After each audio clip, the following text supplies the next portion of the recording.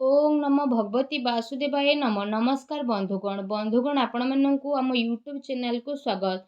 बंधुगण आज आम जानिबा आपणक पई आगामी 2 दिनर स्थिति किपरि साब्यस्त हेबो, केउ प्रकारर ए 2 दिन को आपण माने प्लानिंग करिवे, ए दिन विशेष भाबरे आपण माननक पई किपरि साब्यस्त हेबो, केउ जिनिस रे आपणकु फायदा हेबो, केउ सब जिनिस रे आपणकु सावधानता अवलंबन करिबा पई पड़िबो, आपणकर लव लाइफ किपरि रहिबो, क्यारियर किपरि रहिबो, बिजनेस आउ व्यापार किपरि रहिबो एवं स्वास्थ्यर किछि महत्वपूर्ण इनफॉरमेशन मध्ये आमे आपण माननकु देबु।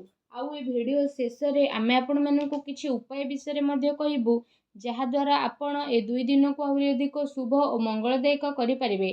तेनु आगकु वीडियो आरंभ करबा पूर्व आमर आपनकु रिक्वेस्ट कि जदि आपण हमर ए चैनल रे नुआ करिसचंती ते चैनल को सब्सक्राइब करंतु, सांगरे नोटिफिकेशन बेल को मध्य ऑन करंतु, जहा द्वारा समय समय रे नुआ नुआ वीडियो रो नोटिफिकेशन आपनकु मिलिबो।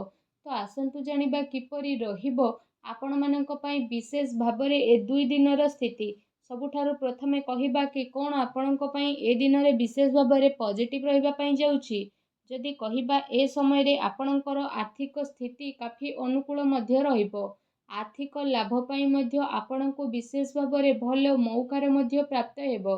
व्यवसाय संबंधित किंबा बाहरर कंपनी संबंधित कार्य रे आपनकु विशेष भाबरे भलो लाभ प्राप्तिर संभावना मध्य बनुछि।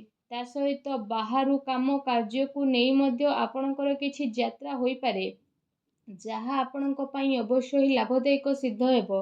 एहा सहित शिक्षा क्षेत्र रे मध्य विशेष भाबरे आपनकु अनुकूल परिणाम मध्य प्राप्त हेबो एवं उच्च शिक्षा पई प्रयासरत लोकंको मध्य बहुत ही भलो लाभ प्राप्ति होई जिवो।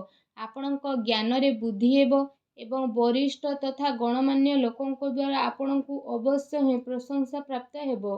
काम कार्य क्षेत्र रे मध्य आपनक कोनोसी परिवर्तन करि पारंती, जहा आपनक पई अवश्य ही भलो साब्यस्त हेबो। पूरा परिवार रे जदि कहिबा सबु लोक काफी जूस रे देखिबा को मिलिबे आ घर परिवार रे हर्ष उल्लास रो माहौल रहिबो। ए कारण पई आपण कोनोसी प्रॉपर्टी पई मध्य गभीरतार सह विचार करिवे आ आपण कोनोसी प्रॉपर्टी मध्य किनि पारंती। ता सहित धन धान्य अचल संपत्ति प्राप्ति पई मध्य ए दिनर समय आपणक पई बहुत ही भलो समय रहिबाकु जाउछि। ता सहित ए दिनर समय आपण समस्तक पई मौज मजलिस आ आनंद रे मध्य भरी रहिबो, कारण आपण जीवन को पूरा रूप रे जी मध्य नेबे आ आपणकर मनोबल पूरा रूप रे आपणकर कार्य प्रति पूर्ण रूप रे समर्पण भाव मध्य आपणक पई नुआ उपलब्धि को प्रदान मध्य करिवो। ता सहित आपणकर टिके भी परिश्रमर आपणकु भरपूर फल मध्य प्राप्त हेबो, जहा द्वारा आपणकु काफी खुशी रो अनुभव हेबो। ता सहित ए दिन विशेष भाबरे आपण समयर सदुपयोग करंतु, कारण आज आपणकु बहुत भलो लाभ प्राप्ति होई पारे आ आपणकु जहा द्वारा काफी खुशी अनुभव हेबो। आसंतु जानिबा आपणक पई कोन नेगेटिव रहिबो। जदि कहिबा पारिवारिक माहौल खराब हेबार संभावना जेहेतु देखा देउछि, तो सेति पई पारिवारिक स्थिति को अनुकूल बनेइबा पई जणे आउ जनक सह परस्पर संबंध हेबार बहुत ही अधिक जरूरी रहिछि। आपण साहसी तथा पराक्रमी व्यक्ति हेबा सहित गोटे दायित्ववान व्यक्ति अटंती। सेति पई आपण आपणकर घर परिवार प्रति भलो भावना रखिकी जणे आउ जनकु जोड़िबा पई प्रयास करंतु। यह सहित जदि कहिबा आपणको आपणकर कार्य स्थल को नेकी मध्य कोनोसी असंतुष्टि भाव रही पारे, कारण आपण जेते अधिक परिश्रम करिवे आपणकु लागिबो कि आपणकु सेते परिणाम मिलु नाही। एथि पई आपणको किछि टाइम पर्यंत निजको बनेइके आगको बढ़िबा पई ट्राई करिवे। ता सहित भूल लोकंको संपर्क रे तथा भूल संगति रु दूर रे रहिबार आपण प्रयास मध्य करंतु, अन्यथा कोनोसी प्रकारर आर्थिक समस्यार सामना करबाको पड़ी पारे। मानसिक अशांति सहित कार्य व्यवसाय रे मध्य व्यवधान आपणकर उत्पन्न हेबो। मनरे घबराहट तथा प्रॉब्लम द्वारा कार्य योजना रे आपणकर बाधा उत्पन्न होई पारे। सावधानता रखिबा आपणक पई अनिवार्य अटे। एहा सहित जदि कहिबा आपणकर सठिक स्वभाव आपणक पई विशेष भाबरे किछि प्रॉब्लम उत्पन्न करि पारे। पिलांक उपरे अधिक अनुशासन रखिबा आपणक पई बड़ प्रॉब्लम मध्य आनी पारे। ସେଥିପାଇଁ ନିଜର ସ୍ୱଭାବରେ ଆପଣ ଟିକେ ଲଚିଲାପଣ ନେଇକି ଆସନ୍ତୁ। ପିତାଙ୍କ ସମ୍ମାନ କରନ୍ତୁ। କିଛି ମତଭେଦ ଉତ୍ପନ୍ନ ହୋଇପାରେ, ତେଣୁ ଟିକେ ସାବଧାନ ରୁହନ୍ତୁ। ଏହା ସହିତ ଆପଣ ତରତରରେ କୌଣସି ବି ନିର୍ଣ୍ଣୟ ଆଦୌ ବି ନିଅନ୍ତୁ ନାହିଁ। ଯଦି ଆପଣ ସବୁ କାମକୁ ନ କରିବେ ତ ଆପଣଙ୍କୁ ନୁକସାନ ମଧ୍ୟ ହୋଇପାରେ। ଏ ଦିନରେ ଅଚାନକ ଯାତ୍ରା କାରଣରୁ ବିଶେଷ ଭାବରେ ଆପଣଙ୍କୁ ବହୁତ ପ୍ରୋବ୍ଲେମର ଫେସ୍ କରିବା ପାଇଁ ପଡ଼ିପାରିବ। ଉଦ୍ଧାର ମାଗୁଥିବା ଲୋକଙ୍କୁ ନଜରଅନ୍ଦାଜ କରନ୍ତୁ।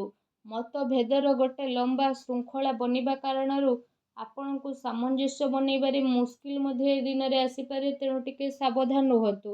ଆସନ୍ତୁ ଜାଣିବା ଏ ସମୟରେ ଆପଣଙ୍କର ଲଭ୍ ଲାଇଫ୍ କିପରି ରହିବ। ଆପଣଙ୍କ ଦାମ୍ପତ୍ୟ ଜୀବନ ବିଷୟରେ ଯଦି କହିବା ତ ଏ ଦିନରେ ଆପଣଙ୍କ ପ୍ରେମ ଜୀବନ ପାଇଁ ବହୁତ ହି ଭଲ ଦିନ ରହିବ। ତା ସହିତ ପ୍ରେମ ମାମଲା ପାଇଁ ମଧ୍ୟ ଏ ସମୟ ଆପଣଙ୍କ ପାଇଁ ଅତି ଉତ୍ତମ ରହିବ। ଏହା ସହିତ ବିବାଦରୁ ଆପଣ ଦୂରେଇ ରୁହନ୍ତୁ। କାହାର କହିବା ଦ୍ୱାରା କୌଣସି କାର୍ଯ୍ୟ ଆପଣ କରନ୍ତୁ ନାହିଁ। ଆପଣଙ୍କୁ ଆପଣଙ୍କ ନିଜ ଉପରେ ଭରସା ରଖିବାକୁ ପଡ଼ିବ।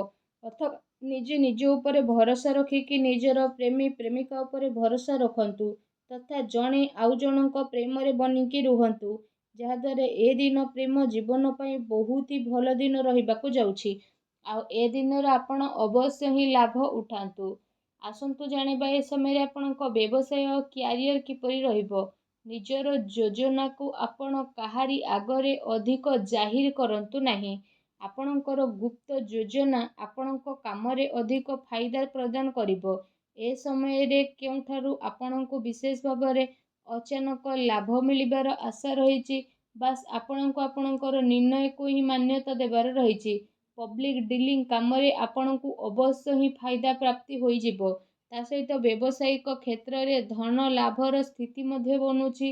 ଆଉ କାର୍ଯ୍ୟ ସବୁ ଆପଣଙ୍କ ପାଇଁ ସବୁ ଆସାନୀରେ ମଧ୍ୟ ସଫଳ ହେବ। ଆଉ କାରବାର ବିସ୍ତାରର ମଧ୍ୟ ଆପଣ ଯୋଜନା ବନେଇ ପାରନ୍ତି, ଯାହା ଆପଣଙ୍କ ପାଇଁ ଆଗକୁ ଯାଇକି କାଫି ଲାଭଦାୟକ ସିଦ୍ଧ ହେବ। ଏହା ସହିତ ଆପଣଙ୍କୁ ପଇସା ନେଣ ଦେଣରେ ସାବଧାନ ରହିବାକୁ ପଡ଼ିବ।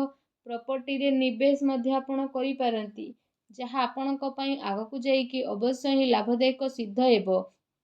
ତା ସହିତ ଚାକିରି ପେଶା ବ୍ୟକ୍ତି ବିଶେଷଙ୍କ ପାଇଁ ଏ ଦିନ ବହୁତ ହି ଭଲ ଦିନ ମଧ୍ୟ ରହିଯିବ। ଚାକିରି ସମ୍ବନ୍ଧିତ କୌଣସି ଭଲ ବଡ଼ ଖୁସି ଖବର ଆପଣଙ୍କୁ ମଧ୍ୟ ପ୍ରାପ୍ତ ହୋଇପାରେ, ଯାହାଦ୍ୱାରା ଆପଣଙ୍କ ମନ ବହୁତ ହି ପ୍ରସନ୍ନ ରହିବ। ଆସନ୍ତୁ ଜାଣିବା ଏ ଦିନରେ ଆପଣଙ୍କ ସ୍ୱାସ୍ଥ୍ୟ କିପରି ରହିବ। ଏ ଦିନରେ ଆପଣଙ୍କ ସ୍ୱାସ୍ଥ୍ୟ ସମୃଦ୍ଧ ବନିକି ରହିବ, କିନ୍ତୁ ଶୁଭାଶୁଭ ଗ୍ରହଙ୍କ ସ୍ଥିତି କାରଣରୁ ଏ ସମୟରେ ଆପଣଙ୍କୁ ସକାରାତ୍ମକ ଆଉ ନକାରାତ୍ମକ ଦୁଇଟି ପ୍ରକାରର ପରିଣାମ ମଧ୍ୟ ଦେଖିବା ପାଇଁ ମିଳିବ। ତା ସହିତ ଶାରୀରିକ ଠାରୁ ଅଧିକ ମାନସିକ ସ୍ୱାସ୍ଥ୍ୟ ଉପରେ ଆପଣଙ୍କୁ ବିଶେଷ ଭାବରେ ଅଧିକ ଜୋର ଦେବାର ଆବଶ୍ୟକତା ରହିଛି।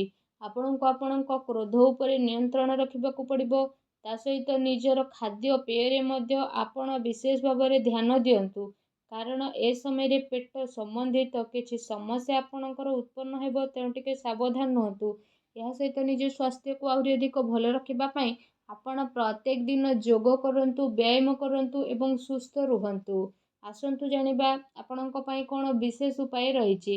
ଆପଣ ବିଶେଷ ଭାବରେ ସ୍ନାନ ଆଦି କରିସାରିବା ପରେ ଭଗବାନ ସୂର୍ଯ୍ୟଙ୍କୁ ଜଳାର୍ଘ୍ୟ ଅର୍ପଣ କରନ୍ତୁ, ଗରିବ ଲୋକଙ୍କୁ ଦାନ କରନ୍ତୁ। ଦେଖିବେ ସବୁ ନକାରାତ୍ମକ ଶକ୍ତିର ବିନାଶ ହେବ, ଶୁଭଫଳ ପ୍ରାପ୍ତ ହେବ। ଭିଡ଼ିଓ କେମିତି ଲାଗିଲା କମେଣ୍ଟ କରିକି ନିହାତି ଭାବରେ ଜଣାଇବେ। ଧନ୍ୟବାଦ।